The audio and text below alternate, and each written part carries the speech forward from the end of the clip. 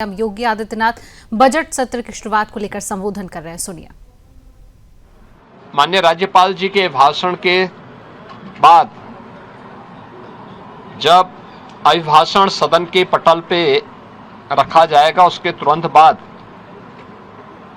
उत्तर प्रदेश का आर्थिक सर्वेक्षण भी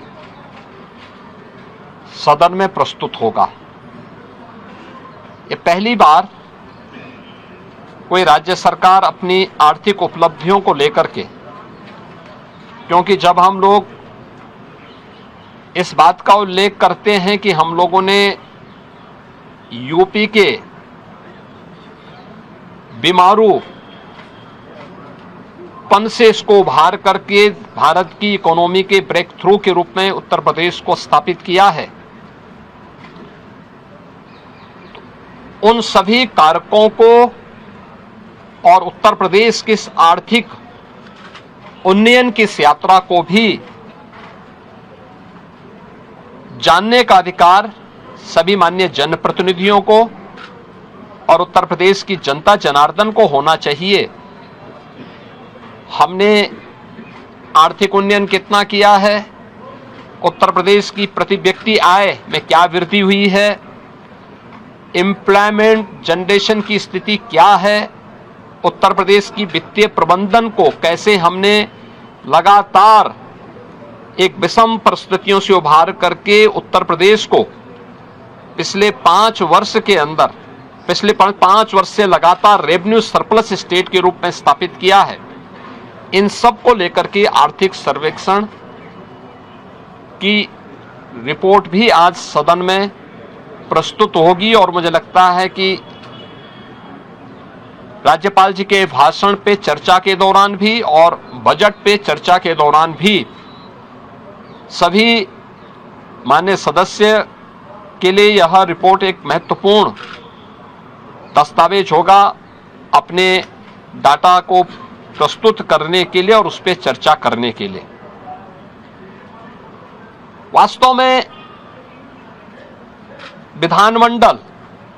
लोकतंत्र का एक महत्वपूर्ण आधार स्तंभ है। यह संवाद से चलता है, कार्रवाई को बाधित करके नहीं। किसी भी माननीय सदस्य को अगर कोई मुद्दा उठाना है तो कार्रवाई को बाधित करने से वह एक प्रकार से जिन मुद्दों को की ओर ध्यान आकर्षित करना चाहता है, उन मुद्दों पे को डाइल्यूट करने का प्रयास कर रहा है। हम लोगों ने बार बार कहा है कि सरकार संवाद से समस्या का समाधान पर विश्वास करती है। सरकार हर मुद्दे पे चर्चा परिचर्चा करने को तैयार है। हर एक माननीय सदस्य के बहुमूल्य सुझावों को स्वीकार करने को तैयार है, उस पर चर्चा करके और जो भी राज्य के हित में आवश्यक है उस प्रकार का कदम उठाने के लिए तत्पर है, तैयार है।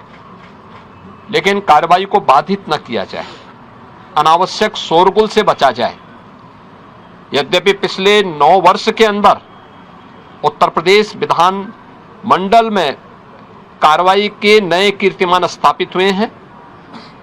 और हम विश्वास करेंगे कि बजट सत्र जिस पर पूरे प्रदेश की और देश की भी निगाहें होंगी,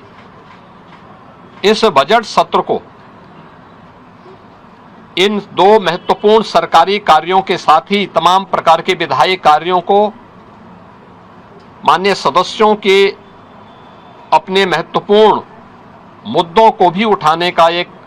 मंच बनेगा। इस विश्वास के साथ मैं बजट सत्र के अवसर पर विधानमंडल के सभी माननीय सदस्यों का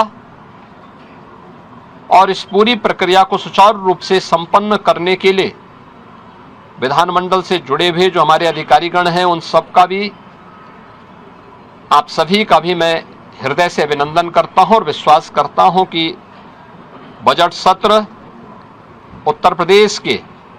विकास की इस स्पीड को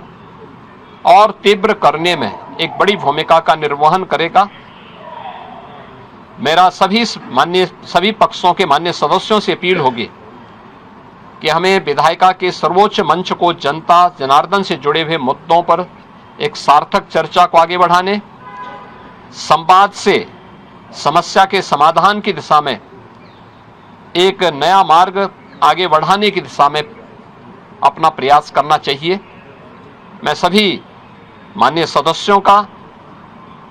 बजट सत्र के अवसर पर, क्योंकि यह सत्र और यह वर्ष हमारी सरकार का 10वां बजट है,